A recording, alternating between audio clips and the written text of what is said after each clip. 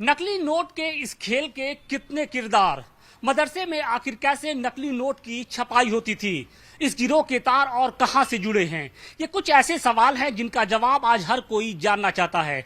और इन सब के बीच में टाइम्स नाउ नवभारत की टीम उस जगह पर मौजूद है जहां पर नकली नोट की छपाई का काम होता था। सबसे पहले ये ग्राउंड फ्लोर है, यानी जामिया हबीबिया जो मस्जिद है उसका ये ग्राउंड फ्लोर है। और आप सामने देखिए कि ये जो पूरा आप देख रहे हैं पोर्शन, यहाँ पर बच्चे बैठकर तालीम लिया करते थे, पढ़ाई होती थी। जबकि दूसरी तरफ अगर मैं आपको दिखाने की कोशिश करूं तो ये एक छोटा सा वजू खाना है, यानी नमाज अदा करने से पहले जो बच्चे हैं वो यहाँ पर वजू करते थे, इसके बाद नमाज अदा करते थे। लेकिन सवाल इस बात का है कि क्या जो आरोपी थे वो कहाँ पर बैठकर नकली नोट की छपाई करते थे, कहाँ पर प्रिंटर सारे लगे थे, कहाँ पर नकली नोट को बाकायदे उसकी सीरीज बनाई जाती थी, कैसे छपाई होती थी, ये सब कुछ हम आपको दिखाने जा रहे हैं। तो जो बताया ये जा रहा है हमें कि जो नकली नोट की छपाई होती थी वो फर्स्ट फ्लोर पे होती थी, यानी जैसे ही आप यहाँ से ग्राउंड फ्लोर से आप बढ़ेंगे तो ये लोहे का गेट है और इसके बाद ये सीढ़ियां हैं। सीढ़ियों से जैसे ही हम ऊपर चढ़ते हैं यहाँ पर 2 या 3 कमरे बताए जा रहे हैं वो बने थे। और इन्हीं कमरों में बैठकर जो आरोपी शिक्षक था, जो प्रिंसिपल था, वो इस पूरी वारदात को अंजाम देता था। देखिए जैसे ही हम यहाँ पर पहुंचते हैं, लोहे की एक मजबूत जाली है और फिलहाल इस घटना के सामने आने के बाद से हालांकि इसको सील कर दिया गया, हम इसके आगे नहीं बढ़ सकते हैं।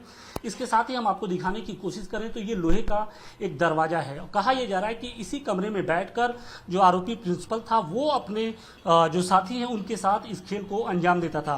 पुलिस ने यहाँ से जो तमाम उपकरण हैं वो बरामद किए हैं और फिलहाल इस पूरे ऊपरी परिसर को सील कर दिया गया है और पुलिस इस मामले की जांच में जुट गई है।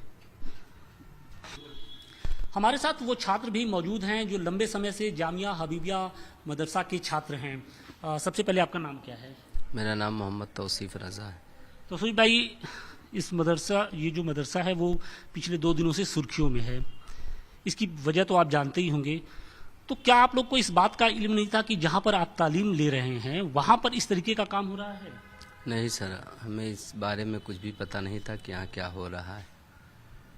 नहीं पता कैसे नहीं, क्योंकि आप इसी परिसर में रहते हैं, इसी परिसर में नकली नोटों की छपाई होती है। ये ऊपर होता था, अब हम लोग ऊपर तो जाते नहीं, कोई बच्चा न यहाँ का कोई मुदर्रिस, पढ़ाने वाले टीचर न मुलाजिम, कोई नहीं जाते थे ऊपर, किसी की एंट्री नहीं है। और ऊपर क्या होता था वो हम लोग सर नहीं जानते हैं। प्रिंसिपल साहब क्या कहते थे, ऊपर क्यों नहीं आने देते थे किसी को? नहीं, ऊपर जाने का अलाउ नहीं था, हम लोग ऊपर नहीं जाते थे और बाकी क्या होता था वो हम लोग नहीं जानते। उनसे मिलने जुलने वाले किस तरीके के लोग हुआ करते थे? बताया ये जा रहा है कि उड़ीसा के 2 युवक हैं वो वहाँ पर नकली नोट की छपाई करते थे। मिलने जुलने वाले सर लोग आते थे, मुलाकात होती थी, कभी नीचे आए अगर प्रिंसिपल साहब तो उनसे सलाम दुआ हुआ, बैठते थे आधा 1 घंटा यहाँ नीचे क्लास में, उसके बाद चले जाते थे, फिर कोई ऊपर जाता नहीं था उनसे मिलने के लिए। अच्छा, इस मदरसे में कितने बजे से कितने बजे तक पढ़ाई होती है? इस मदरसे में सुबह 7 बजे से लेकर के 12 बजे तक पढ़ाई होती है, जो क्लास चलता है। उसके बाद फिर छुट्टी हो जाती है, फिर उसके बाद जोहर के बाद पढ़ाई होती है, फिर मगरिब बाद होती है, फिर इशा बाद होती है। प्रिंसिपल साहब हर वक्त मौजूद रहते थे? प्रिंसिपल साहब सुबह क्लास के वक्त मौजूद रहते थे। फिर उसके बाद अपना ऊपर चले जाते थे। वो भी यहीं रहते हैं मतलब? जी, वो भी ऊपर ही रहते थे। क्या पढ़ाते थे आप लोग को? नीचे दर्जे की किताबें पढ़ाते थे, क्लास 1, 2, 3 की। ऊपरी जो हायर एजुकेशन वाले बच्चे हैं उनको नहीं? नहीं, उनको नहीं पढ़ाते थे। आप किस क्लास में पढ़ते थे? हम ऊपर दर्जे के क्लास में थे।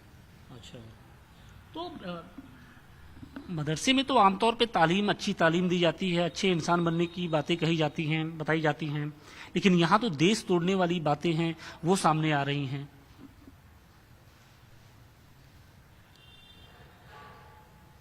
इस मामले में हमें बड़ा अफसोस हुआ, हम लोगों को पता नहीं था कि ऐसा हो रहा। हम लोग तो पढ़ने वाले छात्र हैं, हम लोग तो अपना पढ़ाई करते हैं, क्या होता है क्या नहीं हम लोग नहीं जानते। कितने साल से आप पढ़ाई कर रहे हैं यहाँ पर? हम तो यहाँ कई साल से हैं, करीब 8-9 साल से पढ़ रहे हैं। और प्रिंसिपल साहब कितने साल से थे यहाँ पर? प्रिंसिपल साहब यहाँ करीब यहीं पढ़े हैं, फिर यहीं प्रिंसिपल हुए हैं वो कई सालों से। आपको लगता है कि इस घटना ने इस मदरसे पर, जिसका एक इतिहास रहा है, उसके ऊपर एक बदनुमा दाग लगा दिया उसके दामन पर? दाग तो लग ही गया है, कभी इसका कुछ नहीं था ऐसा। लेकिन वैसे भी देखिए, आमतौर पे मदरसों को लेकर तमाम तरह की बातें कही जाती हैं और इस तरीके की घटनाएं सामने आती हैं तो उस पर एक तरीके से पुख्ता मुहर भी लग जाता है। जी। इस मिथक को तोड़ने के लिए आपको क्या लगता है, किस तरीके की काम करने की जरूरत है? आप सरकार से क्या मांग करेंगे? ऐसे लोगों को किस तरीके की सजा मिले? उस बारे में तो हम नहीं कुछ कह सकते, कुछ क्या सजा मिलनी चाहिए, जो सरकार जो सजा देगी। आप चाहते हैं कि अगर ये दोषी पाए जाए तो उनको सजा हो? अब अगर दोषी हैं तो दोषी को क्या सजा देती है सरकार, वो सरकार ही बता सकती है।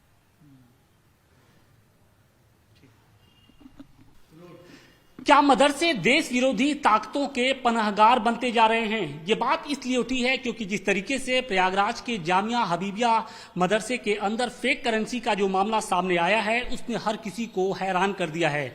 फिलहाल टाइम्स नाउ नवभारत की टीम उसी मदरसे के एक क्लासरूम के अंदर मौजूद है। आमतौर पे आपको देखने में ये एक छोटा सा कमरा लगेगा, लेकिन ये क्लासरूम है। लेकिन इस बड़ी बात यह है कि इस क्लासरूम में न तो डेस्क बेंच का पता है और न ही किसी तरीके का कोई ब्लैक बोर्ड आपको दिखाई पड़ेगा।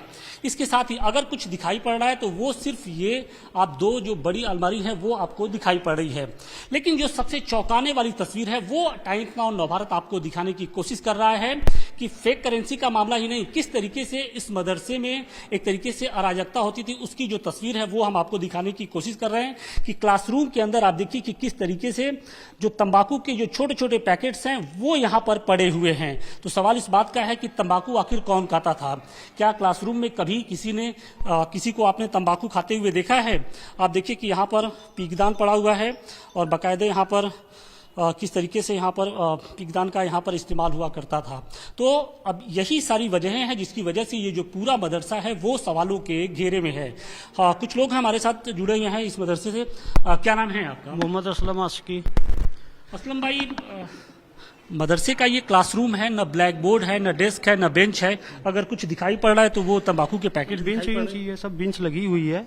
तो क्लासरूम में तो नहीं लगी हुई है ये, मतलब जब क्लास छुट्टी हो चुकी है। अच्छा, हाँ छुट्टी हो चुकी है। सुबह से ही हम लोग हैं यहाँ पर, सब बच्चे घर जा चुके हैं और यहाँ जो है आज करीब तीसरा दिन है यहाँ, मतलब जो है छुट्टी हो गई है। कुछ बरेली शरीफ चले गए हैं, चलिए माना कि छुट्टी हो गई है।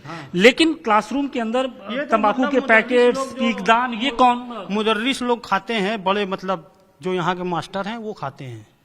क्लासरूम में गुटखा खा के आते हैं, पढ़ाई कर खाते हैं, बाहर खाते हैं, यहाँ बाहर खाते हैं और पैकेट्स यहाँ फेंकते हैं। अरे वो तो मतलब वो हवा से उड़ के इधर चली आई, उसी कोई बात। अरे हवा से उड़ के कैसे ये पैकेट वहां पे चले आएंगे? अरे वो तो मतलब जो है बच्चे भी कुछ बड़े खाते हैं, छोटे नहीं खाते।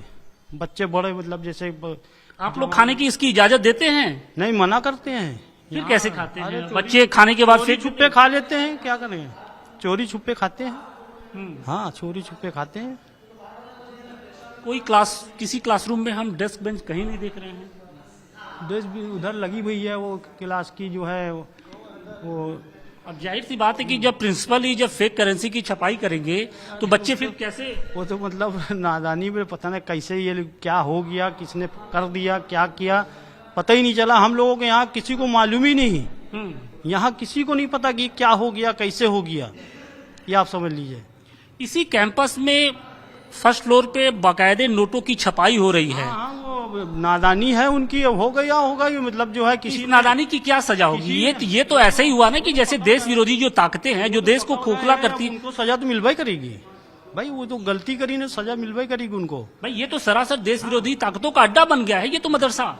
वो तो खैर गलती का तो सजा तो आदमी को मिलेगी, ऐसी बात नहीं है। ये कि वो नादानी में कर बैठे हैं ये सब। किसी सवाल इस बात का भी है कि जब योगी जी मदरसों को मॉडर्नाइज करने की बात करते हैं तो कट्टरपंथी मौलवी जो होते हैं वो उनका विरोध करते हैं। तो आपको लगता है कि मदरसों की जांच होनी चाहिए? जांच का अब जो देखिए क्या होता है, क्या करना है। तो आप समझिए कि इनकी क्या मजबूरी है, क्योंकि ये बिल्कुल जवाब नहीं दे पा रहे हैं कि ये गुटखे का जो तंबाकू के पैकेट्स हैं आखिर ये कहाँ से आए।